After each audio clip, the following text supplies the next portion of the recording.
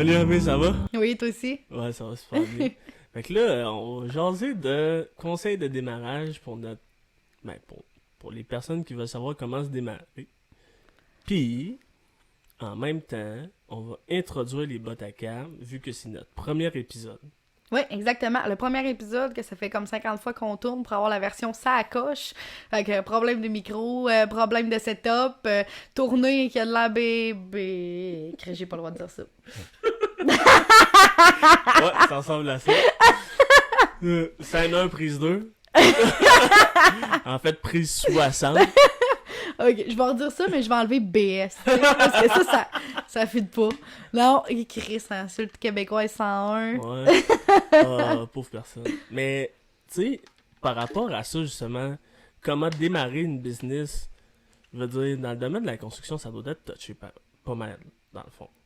Ouais, pour vrai, quand même, le domaine de la construction, c'est super difficile. En fait, ça prend beaucoup d'organisation puis beaucoup de structure. Fait que, tu sais, pour moi, qui est une personne très peu organisée dans la vie, qui est une personne qui se lance d'un projet à l'autre, qui court des marathons pour avoir des nouveaux projets, pour avoir des nouvelles passions, c'est difficile pour moi de comme s'arrêter puis de dire, OK, il faut que je me structure, mais dans la construction, t'as pas le choix de le faire. Ouais. Parce que c'est un métier qui est complexe, puis c'est un métier qui est complexe aussi en organisation. Fait que c'est quelque chose qu'il faut que tu aies des blocs-notes, faut que tu aies une structure mentale aussi, faut que tu aies des logiciels de calcul de matériaux, des logiciels de calcul de paiement, des logiciels de facturation. Fait qu'il faut comme que tu arrives à te structurer pour voir combien d'argent que je fais avec X job, etc. Fait que c'est vraiment...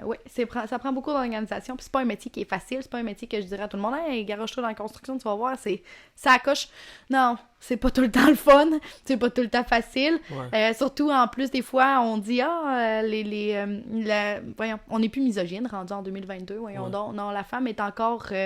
mettons que tu mets une femme puis un homme dans la même pièce, qui parlent de la même chose, qui parlent de construction, c'est sûr que l'homme va être vu pour être celui qui a le plus de connaissances. Ouais. Fait que c'est un métier ultra difficile, surtout pour la femme, mais c'est un métier aussi difficile pour les gens qui sont désorganisés ou les gens comme moi qui aiment passer de beaucoup de projets pour se créer un avenir, évidemment. Puis, avec tout ce qui se passe actuellement, tu sais, avec les taux d'intérêt, la COVID qu'on a eue, puis là, éventuellement, une autre hausse, en fait, de tout, penses-tu que c'est une bonne idée de se lancer, mettons? Présentement, je dirais non. Ben, en fait, ça dépend dans quoi tu veux aller. Tu sais, comme, je te dirais, les projets de rénovation, ça vaut la peine. Les projets de construction neuve, ça vaut pas la peine. Parce que d'un, c'est difficile de se faire payer par les caisses, c'est difficile de se faire payer par les banques. Ouais. C'est difficile d'avoir les déboursés, parce qu'exemple, eux, ils vont dire, bon, toi, tu vas te dire, j'ai fini ma job à 50%, ils vont dire, non, t'as fini à 25%, il te manque une fenêtre. Une fenêtre. Ouais. Une fenêtre, ça vaut pas 20 000 $. Une fenêtre, ça vaut peut-être 800 $. Mais pour eux, les fenêtres sont pas faites parce qu'ils sont pas complétés. Fait que c'est très difficile dans la construction neuve parce qu'il faut que tu aies complété ta job. Ouais. Par contre, dans la rénovation, ça vaut la peine parce que c'est des travaux à l'heure. Fait que c'est des travaux que tu es capable de facturer. C'est facture de matériaux, puis t'en fais plus ton pourcentage de profit X que tu vas te donner. Ouais. Ça vaut peut-être la peine. Par contre, là, les gens sont frileux. Avec raison. C'est ça qui arrive. C'est ça qui arrive. Oui. Puis, tu sais, même encore là, ils sont frileux parce que, mettons, s'ils iraient à la banque octroyer un prêt, ben, tu sais, rendu là, le taux d'intérêt est plus élevé que ce qui était avant, là. Ah, ben oui. Fait, de quelle façon que ça serait le best, mettons, de se dire, OK, je vais me lancer, je fais juste la réno, mettons, mais je veux pas aller emprunter un montant, genre, extrêmement gros pour le faire.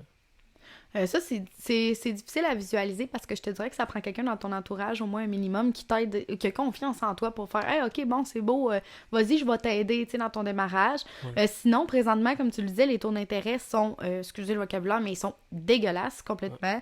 Ouais. Les prêts personnels sont comme à 15-14%, c'est pas fou, plus. Là. C'est débile, là, ça n'a pas de bon sens. Puis, tu sais, comme je parlais justement dernièrement avec une amie, puis je disais, crème, vas-y, tu vas voir, les taux d'intérêt sont bons. T'sais, moi, personnellement, je m'étais fiée à moi, à mes taux personnels pour ma rénovation ici de ma maison. Ouais. Quand elle est arrivée là-bas, elle dit, ouais, Amélie, elle dit, exceptionnel, tes taux, mon œil, là, c'est genre 14%. J'ai comme, moi, OK, on a changé de gamme, là, pas mal. Là. Fait que je te dirais que si tu veux pas emprunter, trouve-toi quelqu'un qui a confiance en toi, qui a confiance en ton projet, puis qui veut investir aussi dans toi. Qui dit, bon, regarde, écoute, je vais t'aider avec ton projet. Moi, j'ai confiance que ça va marcher. Fait que je vais investir X montant ou je vais t'aider à acheter ton kit de démarrage. C'est sûr que en construction, le kit de démarrage, ça vaut quand même un peu plus cher qu'un kit de démarrage en architecture. Là. Ouais. En architecture, souvent, ça te prend une tour, un écran, ça te coûte à peu près 3000, puis t'es quand même pas pire pour réussir à faire quelque chose avec tes logiciels. En construction, ça te prend au moins un camion ou encore un espèce de petit cube là, que tu pourrais avoir. Mais c'est plus d'investissement, pas pire. Là. Fait que, il faut que tu trouves quelqu'un qui croit vraiment que la construction, ça vaut la peine d'investir. Présentement, est-ce que ça vaut la peine 2022-2023? Je pense pas que tu vas trouver quelqu'un qui va vouloir investir pour t'aider avec une compagnie de construction. Ouais. Parce que là, on sait pas trop où est-ce qu'on s'en va. Il y a les taux d'intérêt qui augmentent, les contrats qui commencent à moins rentrer. Ouais. C'est sûr que des toitures, il va toujours en avoir. Des murs pourris, il va toujours en avoir. Fait que oui, il va en avoir à faire. Est-ce qu'il va en avoir pour tous les entrepreneurs de la région? Je le sais pas. Je sais, honnêtement, mon avis à moi... Oui, clairement, t'as raison. Fait que... Parce que même les entrepreneurs qui sont déjà, tu sais, bien établis, mettons, comme toi ou ton père, peu importe, là, c'est une question majeure à se poser parce que, tu sais pas, là, demain matin, là, tout s'effondre, vous avez pas le choix d'attendre sur stand-by, là. Exactement. Oui. Puis, tu sais, même pour nous, une compagnie qui roule depuis 2005, c'est pas facile. C'est pas facile de contrer la pénurie de main-d'œuvre, surtout, l'augmentation des matériaux, l'augmentation des frais aussi gouvernementaux qu'on voit pareil, qui passent dans nos comptes. Fait que bref, c'est comme plein de complexités comme ça qui fait que même si t'es une compagnie bien établie, tu vas avoir beaucoup de difficultés. Ouais. Fait que, en tout cas, dans notre cas à nous, parce qu'il y en a que, tu sais... Il arrive pareil. Il y en a qui arrivent super bien, là, puis ça leur donne des chances, mais tu sais, comme nous, une entreprise qui roule depuis 2005, qui est à petite échelle, je pense qu'on a eu besoin de redoubler d'efforts puis de structure pour réussir à comme se positionner dans la vague qu'il y a présentement. Ouais. Puis par rapport à tes expériences passées, penses-tu que, trouves-tu en fait que ça a eu un gros impact sur les clients? C'est sûr que oui, entre autres, là, à cause de la hausse, là, mais sur les contrats rentrés, c'est sûr que oui aussi. Ah oui, clairement, c'est ça, comme tu dis, on en a moins. Juste, mettons, les contrats de plan. L'année passée, à la même date, fait que novembre, j'avais 10 contrats qui sont rentrés. Cette année, j'en ai 1. Fait que je me dis, oui, il y a d'autres gens dans la comté de Portneuf qui se sont partis des entreprises de plan. Est-ce que ça veut dire que c'est ça qui minimise le nombre de contrats rentrés? Je pense pas, parce que habituellement, tu sais, je fais affaire avec des gens de Québec ou même j'ai des clients qui viennent de Gaspésie. J'ai un client à Cap-Chat. Fait que tu sais, dans le comté de Portneuf, j'ai pas énormément de clients. C'est hors Portneuf que j'ai des clients. Fait que ça fait que je pense pas que ce soit ça qui me touche. Je pense que c'est plutôt, justement, comme on se disait, les taux d'intérêt. Ouais, exact. Fait que... Puis, même encore là, tu sais, avec tout ce qui arrive, est-ce que tu penses que il y a beaucoup d'entreprises qui vont fermer à cause de ça? Je le sais pas. Honnêtement, je le sais pas. C'est une bonne question parce que je me dis... probablement qu'il y en a qui souffrent comme nous parce que oui, on en a entendu parler puis on le sait que tout le monde court après son argent. Fait que ça, je comprends tout à fait. Est-ce que ça va être au point de dire je mets la clé dans la porte? Je le sais pas. Nous, dans notre cas, on s'est dit on va aller vers un autre chemin. C'est ça que je disais au début, la société immobilière qu'on parlait. Fait que complètement, tu le sais, t'es au courant un peu de mes projets parce que je veux pas avec tout ça, ouais. Exact, c'est ça, on est quand même proches. Fait que avec le podcast puis tout, on s'est parlé beaucoup de ça. Nous, ça fait que la compagnie va prendre un autre tournant pour devenir une compagnie personnelle à nous, sans clients. Ça, c'est le tournant que nous, on a pris pour se protéger de tout ça. Est-ce que les autres entrepreneurs vont faire pareil? Je le sais pas, mais je le sais que probablement qu'il y en a qui sont honnêtes, qui vont avoir beaucoup de difficultés, qui fonctionnent comme nous, tu sais, à petite échelle. Fait que probablement que oui, l'organisation, là, ça a redoublé, retriplé. Ça prend des employés qui sont organisés, qui savent où est-ce qu'ils vont, qui savent remplir tes formulaires, parce qu'après ça, on est dans la merde. Puis... Par rapport à tout ça, tu sais, par rapport à toutes tes expériences, y aurait-tu quelque chose que tu aurais fait différemment, mettons? Honnêtement, oui. T'sais, on en a parlé une couple de fois. Moi, ce que j'aurais fait de différent, c'est j'aurais pas engagé mes amis. Première des choses. La plus grosse erreur que j'ai commise, c'est aussi de ne pas écouter les conseils des gens. Fait que là, c'est pour ça qu'on s'est dit, on va faire le podcast, on va donner des conseils. Peut-être que les gens vont vouloir plus écouter, de voir quelqu'un qui a pas écouté. puis qui a comme fait « Ah, ok, ouais, la vie, c'est beau, c'est des arcs-en-ciel, c'est des papillons. » Non, ça fonctionne pas comme ça, tu sais. Ouais. Fait que, clairement, oui, j'aurais pas engagé mes amis. Première erreur que j'ai faite confiance. J'ai voulu sauver tout le monde. Je leur ai dit hey, « Écoutez, venez, on va partir ça, tu sais, vous allez travailler pour moi, ça va bien aller, vous allez avoir des bons salaires pour une fois, tu sais, puis vous allez être capable de payer vos choses, puis tu sais, ça va bien fonctionner. » Puis finalement, ça servirait contre moi parce que personne n'avait le respect que ça prenait. Ouais, c'est ça. Ils prenaient plus pour leur chum que, tu sais, un boss, autrement dit, là. Ouais, oui, c'est ça. C'est exactement ça qui est arrivé. C'est que, tu sais, au final, tu demandais quelque chose, puis c'était pas fait. Fait que, tu sais, c'est arrivé qu'à la fin, quand j'ai réussi comme à régler tout ça avec tout le monde, j'ai ouvert des documents, puis il manquait plein de choses. Fait que, tu sais, une facturation que je pouvais pas envoyer. Tu sais, il y a plein de choses qui ont fait que là, je me suis dit, OK, ouais, là, faut... L'organisation que je parlais au début, là, ça la prenait comme tout de suite maintenant. Fait qu'il fallait que je me vire de bord, que j'engage des nouvelles personnes qui étaient structurées, organisées pour venir combler le manque que moi j'ai. Fait que, tu sais, moi, j'ai un grave manque d'organisation, je le sais. Fait que ça me prend beaucoup de choses. Ça me prend des livres pour comprendre comment mieux m'organiser. Ça me prend des to-do lists. Fait qu'avec tout ça, ça m'aide. Fait qu'à partir de ce moment-là où est-ce que j'ai commencé à faire ça, puis je me suis dit, OK, garde Amélie, tu t'es plantée, t'as engagé des amis, finalement, tu leur as fait confiance. Bref, reprends-toi, ressaisis-toi, renvoie ta compagnie vers un autre sens, engage des gens qui peuvent combler ton manque à toi. Ouais. Puis je pense que c'est là, après ça, que je suis partie. Ouais, c'est ça, que la route a assez tracée de façon correcte. Là. Puis même avec ces erreurs-là, tu sais, au final, c'est là que tu te rends compte que, oh man, j'aurais donc dû écouter mes chums à la base pour pas faire autant d'erreurs. Mais tu sais, en même temps, les gens qui l'écoutent, en espérant qu'ils l'écoutent, ben ils feront pas cette erreur-là. C'est ça qui est vraiment ça coche.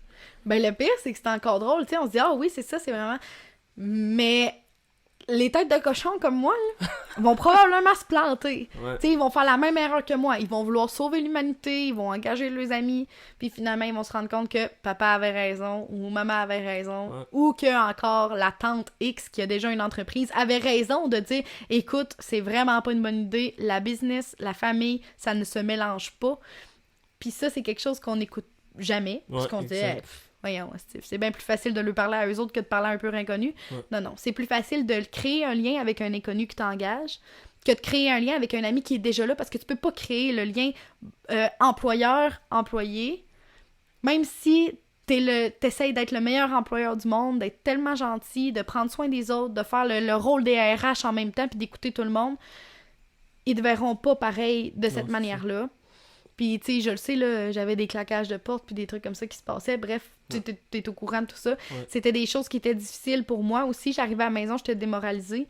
Fait que ça fait que après ça, si le pilier de ton entreprise est pas souriant, arrive pas au bureau motivé, comment est-ce que tu veux qu'après, tu puisses contrer tous les petits problèmes qui arrivent en cours de route? Ouais, t'es plus ancré dans le béton. Là. Fait que, tu sais, ça te prend une nouvelle solution. Mais comme tu dis, il y en a qui vont écouter les conseils, qui vont vraiment prendre le bon tournant. Puis il y en a des têtus comme moi qu'il va falloir qu'ils se plantent pour apprendre. Puis dans la vie, bien souvent, on se plante pour apprendre. Ouais, c'est ça. Ben, on n'a pas le choix. Tu sais, l'être humain est pas parfait. Fait qu'on a comme pas le choix, dans un sens. Puis, tu sais, par rapport à tout ça, justement, est-ce que... j'ai comme un blanc, là. Ça va revenir. Non, ça l'arrive, tu sais, c'est ça qu'on dit. Une petite discussion de salon, tu sais, ça peut pas toujours bien marcher. Mais, c'est quoi que je voulais dire, donc? Problème technique. Excusez-moi, pour vrai, j'ai vraiment eu un blanc. Il a fallu que je regarde dans le plus profond de ma tête pour savoir qu'est-ce que je voulais poser.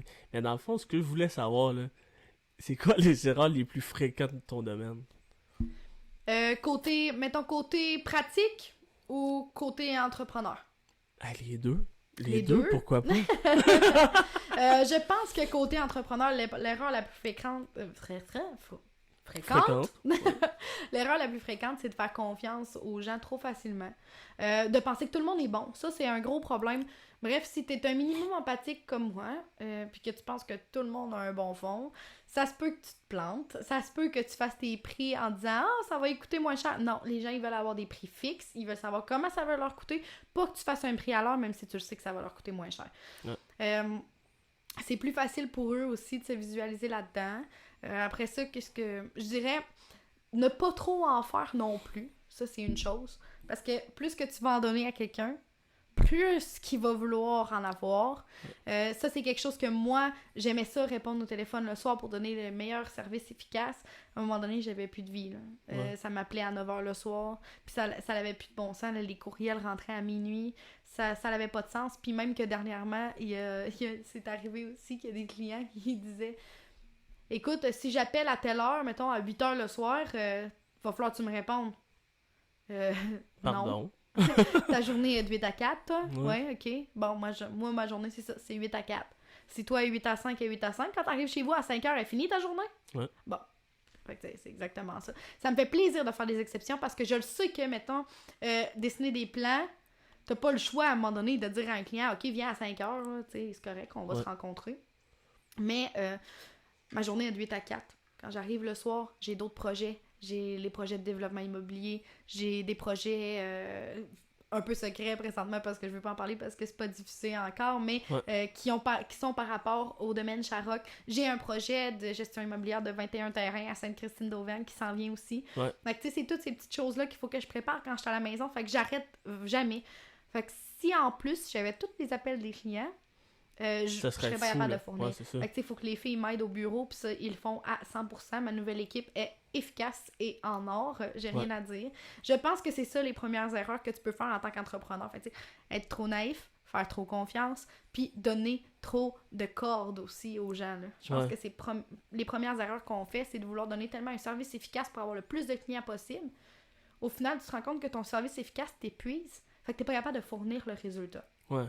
Fait que ça, c'est ce que je pense pour la compagnie, le côté, mettons, entrepreneur. Qu'est-ce qui arrive pour la compagnie construction? C'est ce que je disais tantôt, parce que je mets beaucoup l'accent là aujourd'hui sur l'organisation, parce que c'est très important. Je pense que les premières erreurs que tu peux faire en tant que gestionnaire d'entreprise, dans une entreprise, erreur de fonctionnement, ce serait de mal s'organiser. Je dirais que c'est ça à 100%, de mal s'organiser, d'avoir pas des bonnes ressources. Fait que, tu sais, de penser que tu es capable de tout faire toi-même. Ça aussi, c'est un gros problème. Autant pour les employés que pour moi.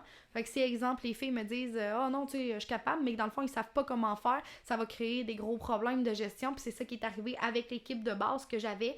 C'est qu'ils pensaient qu'ils étaient capables de faire par eux-mêmes, au lieu de demander des conseils ou de poser des questions ou de dire « Regarde, Amélie, viens t'asseoir avec moi, s'il te plaît, là.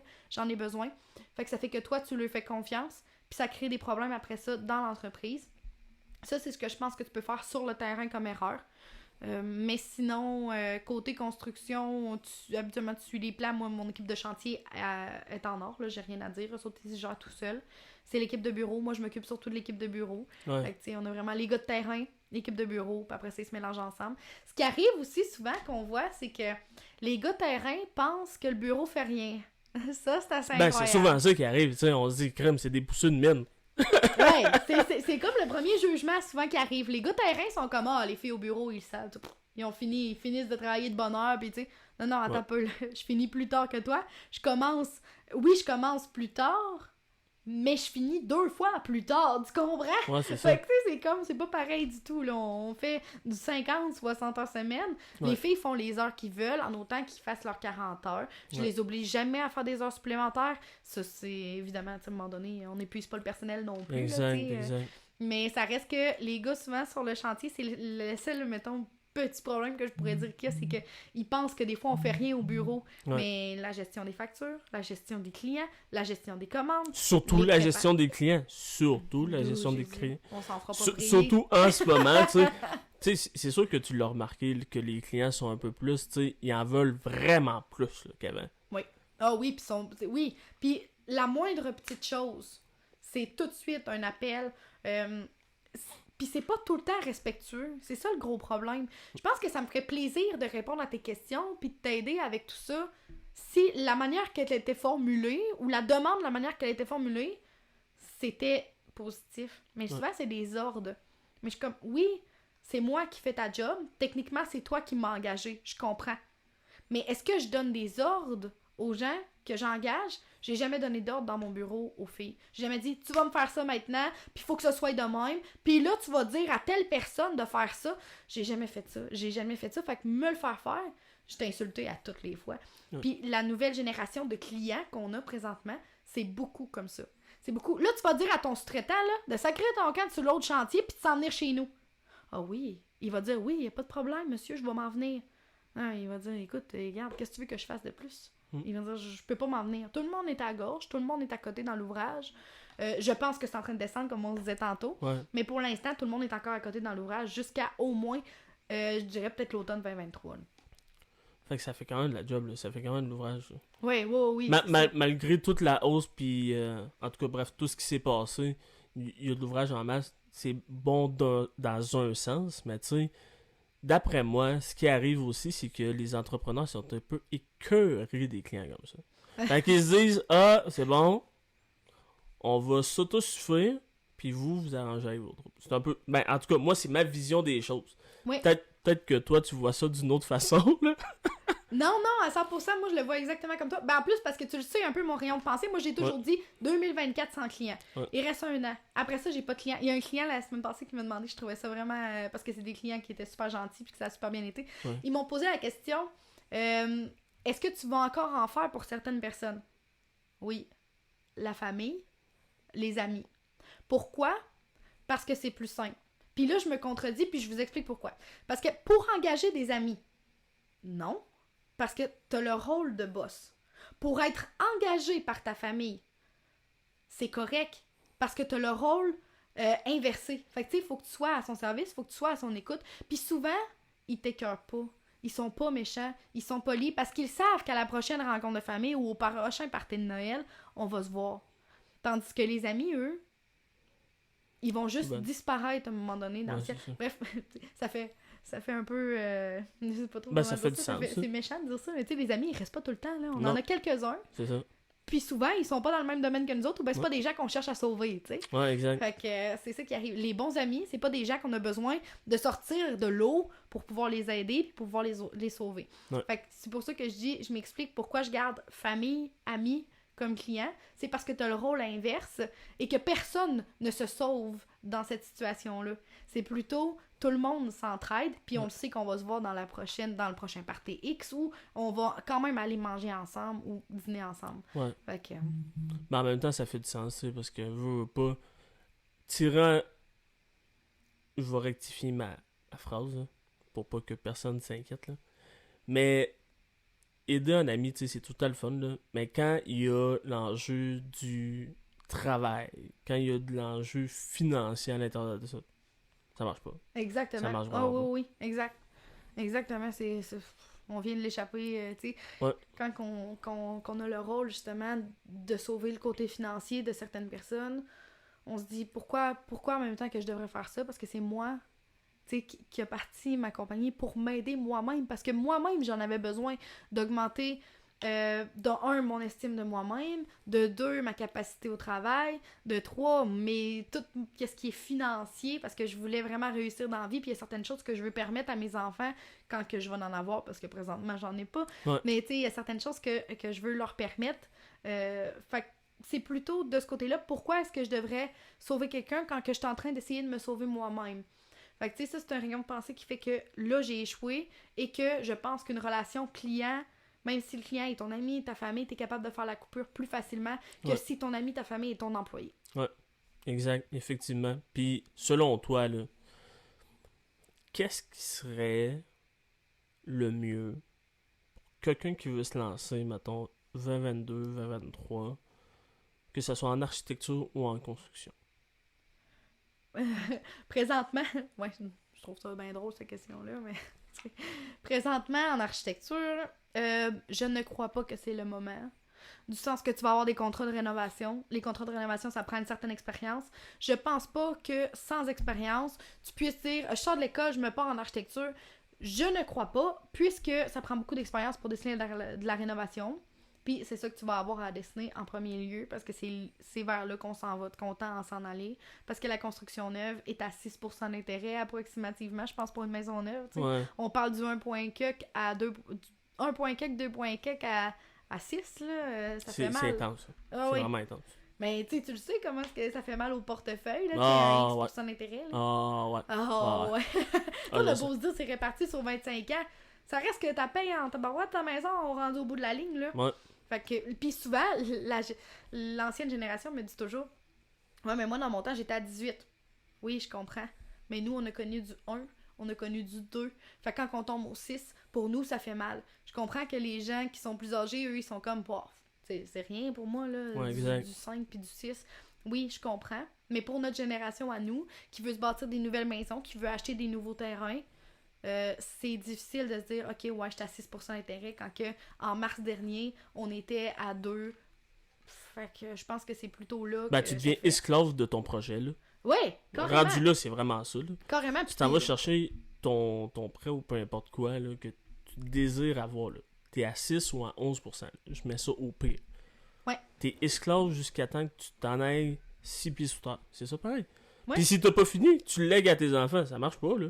Non, c'est ça. Le gain debt, c'est pas le but. C'est sûr que, tu sais, à 6% d'intérêt, on dit, OK, on va être capable de le payer. À un moment donné, ça va finir par redescendre parce que jamais je croirais qu'ils vont accepter d'avoir autant de clés sur la table si jamais ça arrive. Ouais. Mais là, on dessine des plans.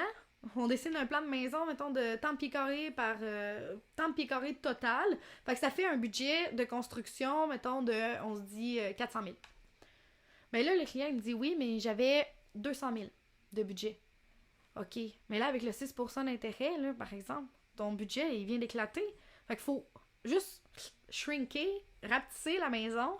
Fait que là, c'est difficile de voir un projet qui te tenait à cœur, que t'as rêvé, le réduire, puis le réduire, puis le réduire, jusqu'à arriver à ce que t'es capable de payer avec le taux d'intérêt en vigueur. Ouais, exact. Fait que là, les gens, ils se disent, ben, on va attendre pour avoir le projet de nos rêves. Ouais. Puis je les comprends, parce que moi-même, moi, j'ai tout mis sur pause, j'ai tout mis sur stand-by. J'ai dit, bon, ben, regarde, on va attendre pour le reste. On va rester où est-ce qu'on est là présentement, puis on va attendre de voir si ça redescend. En espérant que ça redescende bientôt, en fait, là. Oui. Fait que pour les gens à la maison, projet, on met ça en stand-by. Même les chars, tu sais, je veux dire, on sort du contexte, là. Mais tu sais, un char, là, va pas le chercher à 6, 7, 8 ou 11% d'intérêt, ça vaut pas la peine. Non, c'est ça. Ça vaut vraiment pas la peine. Puis, tu sais, par rapport à tout ça, justement, tu sais, te lancer en business, ça va te coûter cher, fait que t'es mieux d'avoir un backup. Puis, selon toi, est-ce que c'est bon d'avoir, mettons, une job en même temps qu'en étant entrepreneur? Oui, parce que moi, j'ai commencé comme ça. J'ai commencé comme ça. Quand que j'étais plus jeune, j'accumulais tout le temps les jobs ensemble. J'ai tout le temps eu 3 jobs en même temps. Ouais. Fait que, tu sais, je travaillais dans 2 quincailleries, puis pour mon père en plus. Fait que je faisais tous les soirs, je faisais toutes les fins de semaine. J'avais besoin de rentrer d'argent. Fait que quand j'ai commencé à starter ma compagnie, de un, j'avais peur. Donc, tu sais, première des choses, ça, c'est un sentiment, là, qu'on parle quand même souvent, là, qu'on se dit, on le fait-tu pas, on se lance-tu? C'est quelque chose qui me faisait peur à la base. C'est quelque chose que je trouvais difficile de starter. C'est mon conjoint Olivier qui me dit, OK, là, ouais, là, t'es capable, let's go, là. Mais j'ai pas été capable de faire, je vais juste faire ça. Tu sais, j'ai gardé quand même un backup, j'ai gardé une job. Ouais. Je travaillais dans ce temps-là pour une compagnie de tests de sol qui, soit dit en passant, travaille dans le comté de Portneuf puis qui font un travail sacoche, là, j'ai rien à dire. Je travaillais pour cette compagnie-là. Je les ai gardés avec moi pour me donner une chance aussi de démarrage. Fait que comme ça, ben, je pouvais dessiner mes plans à tant d'heures semaine chez nous, puis en même temps travailler pour eux. Fait que ça me donnait une chance. On était juste avant le COVID, là, quand j'ai parti. Ouais. Fait que ça fait que au mois de mars, ça m'a comme obligé à tomber plus de plan B parce que tout a fermé, qu'est-ce qui était pas essentiel. Ouais. Fait que, puis ça, c'était pas considéré essentiel. Fait que bref, eux autres, ils ont fermé. Fait qu'ils m'ont comme obligé à... T'en aller, vas-y. Ben, c'est les culottes par c'est avec ça, là, tu sais. Ça ressemblait à ça. Fait que, mais sans contre leur volonté, là, sans le vouloir, évidemment. Mais ça m'a obligé après ça à dire, OK, à mon père, à dire, écoute, j'embarque dans le poste de gestion. Fait que je te donne un coup de main. Je vais faire toutes tes estimations. Je vais embarquer avec toi, puis je vais te pousser là-dedans. Puis, à date, ça fonctionne super bien. Ça fait 3 ans que c'est comme ça. Ouais. Fait que, mais oui, ça prend un plan B. En tout cas, bref, pour moi, ça prend un plan B parce que je pense que la confiance que tu vas avoir, tu vas la trouver en voyant que ton projet fonctionne. Ouais. Fait que comme ça, après ça, tu vas pouvoir délaisser ton plan B pour te consacrer à ton plan A, qui est ton projet d'une vie, qui est ton petit bébé, qui est ta compagnie. Fait que je pense que tu devrais toujours te garder un petit backup, c'est ça. Puis c'est bien plus positif aussi, là, tu sais, quand t'arrives à la fin, tu vois que tu peux le délaisser, fait que ça dit crime, c'est parce que c'est rentable. Ouais. Fait que finalement, je suis capable de subvenir à mes besoins avec mon bébé, mon plan A, qui est mon entreprise, puis comme pousser mon plan B tranquillement pas vite pour que ça reste une référence dans le travail. Exact. Moi, pour vrai, je suis vraiment le contraire. Moi, je suis comme, ah, ok, j'ai un projet, on le fait en ligne. Moi, je m'en fous, là. Moi, je me casse la gueule, puis c'est tout, puis après ça, on recommence. Fait qu'on disait, avoir un plan B, ben, plan A / plan B, pas avoir d'amis avec soi, en tout cas, le moins possible. Si vous connaissez des gens, en fait, qui sont vraiment extrêmement sacoche, là. Vous avez déjà travaillé avec eux, vous savez qu'ils ont un bon taux de rentabilité. Écoute, c'est la petite parenthèse. Mais tu viens de le dire exactement, tu sais, c'est exactement ça que tu viens de dire. T'as déjà travaillé avec Ouais, eux. exact. Tu vois comment ils fonctionnent, tu vois comment ils travaillent, tu vois que ça peut marcher parce que vous avez été au stade employés ensemble. Ouais. Puis ça, je suis 100% d'accord. Puis une relation d'amitié qui se développe au travail, Ah, c'est pas pareil. c'est pas pareil qu'une relation d'amitié que t'essayes de sortir de l'eau ou du béton que la personne a coulé soi-même sur ses pieds, tu sais. Ouais, Fait que exact. tu viens de le dire carrément, là, c'est exactement ça. Backup, pas d'amis, exception ceux qui sont vraiment sur la coche. C'est quoi donc? On s'est dit pas être trop naïf. Ouais, pas d'être trop naïf. Redoubler d'organisation, très important. Ça, c'est vrai. Après ça, pas essayer d'en faire trop parce que ton entreprise va quand même avoir un bon nom si tu fais le strict minimum mais que tu donnes un bon service. Mais en fait, Fait que c'est tout le temps un bon service, beaucoup plus que la quantité. Peu importe qui va dire la même chose, dans peu importe quel domaine, la qualité prône plus que la quantité. Oui. Dans n'importe quoi. Faut pas se brûler. Moi, j'ai fait ça la première année, là, je dormais pas. C'était incroyable. Je me couchais à 4h du matin, je me levais à 8h le lendemain, puis ça, c'était mes journées. Fait que Là, je commençais à 8h, toute la journée, jusqu'à 4h du matin. Toute la journée jusqu'à 4h du matin, je me suis brûlée. Au point où est-ce que je savais même plus ce que je voulais faire, ce que j'aimais. Je pleurais le soir tout seul chez nous. J'étais fatiguée. J'avais plus d'amis. J'avais encore des amis parce qu'on en parle depuis tantôt, mais tu sais, je voyais plus mes amis. J'avais plus d'activités. J'avais rien d'autre que mon travail.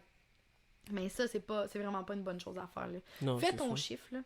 8 à 4, 8 à 5, 8 à 10 si tu veux, parce qu'on dit toujours que les entrepreneurs travaillent plus, et c'est vrai, parce qu'on en donne tout le temps plus. À 100%, tu sais, un dimanche, t'es tellement passionné que tu vas arriver, tu vas t'asseoir devant ton ordinateur. Oui, fais-le par passion, pas par obligation, parce que comme tu dis, la qualité prône la quantité, mais il faut que tu sortes, faut que tu aies des activités, faut que tu aies des... Si pour toi, faire du sport, c'est ça qui te libère, parce qu'à un moment donné, ton hamster, il tourne tout le temps. Ouais, faut que tu décompresses à un moment donné, là. Tu sais, tu vas finir par mourir, tu sais, je vois ça au plus grave, on va creuser ta tombe, tu sais, c'est comme... Non, mais clairement, c'est sûr, parce que moi, j'étais plus capable, là. J'étais en train de me tuer, effectivement, là, tu sais, c'était assez, là. Puis, la meilleure des choses, faut pas le faire pour l'argent. Non. Même si on veut vraiment, tu sais, le plus possible faire du cash, c'est beaucoup plus facile de travailler pour soi quand on aime ce qu'on fait que quand on le fait juste pour l'argent. Pour vrai, là, au fil des années, même moi, je l'ai remarqué parce que je suis extrêmement à l'argent, là, ça vaut pas la peine. Ça vaut vraiment pas la peine. Tu te brûles plus que d'autres choses, puis au final, tu sais, les résultats sont pas comme si tu prenais ton projet ou peu importe à cœur. Exact. Tu sais, c'est comme quand tu le fais pour l'argent, tu le fais pas nécessairement pour une passion. Tu peux te garrocher dans 50 métiers différents pour dire « Ah, ok, je veux faire ça. » Oui, pourquoi tu le fais? Ah, parce que c'est payant. Oui, mais est-ce que c'est ce que t'aimes? Là, t'es comme « Ouais, non, c'est pas nécessairement ce que j'aime. » Fait que là, attends un petit peu, ce sera pas long, excusez. Fait que c'est ça, c'est pas nécessairement quelque chose que t'aimes. À ce moment-là, tu trouveras jamais l'épanouissement à 100% dans ton domaine. Fait que c'est important de faire quelque chose qui te passionne. Parce qu'après ça, tu vas vouloir travailler, justement. Puis comme je disais tantôt, tu vas vouloir te lever un dimanche pour dire « Ah, ok, j'ai 1 heure de libre, je vais faire ça parce que ça me le tente. Ouais. » Parce que tu veux.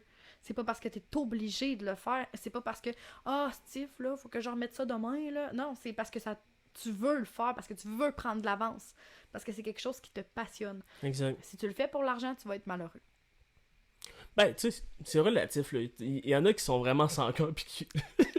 ils vont quand même le faire parce que, c'est vraiment payant, etc. Puis, tu sais, ils verront pas le côté vraiment humain de la chose. Mais bref, dans tout ce qu'on vient de dire, dans tous les conseils qu'on a donnés, dans tous les faits qui sont relatés de, tu sais, nos expériences, dans peu importe quel domaine, soyez juste humble. Faites-le pour vous-même, faites-le pas pour quelqu'un d'autre. Faites-le pas pour l'argent, faites-le parce que vous l'aimez. Puis si vous êtes vraiment sans cœur, ben écoutez, vous pouvez toujours bien le faire pour l'argent. Ben, si tu te pars en entreprise, je me dis, tu sais, surtout dans la construction, Ouais. est-ce que tu vas vraiment le faire pour l'argent? Il y en a que oui, ils vont se rendre compte assez vite que non.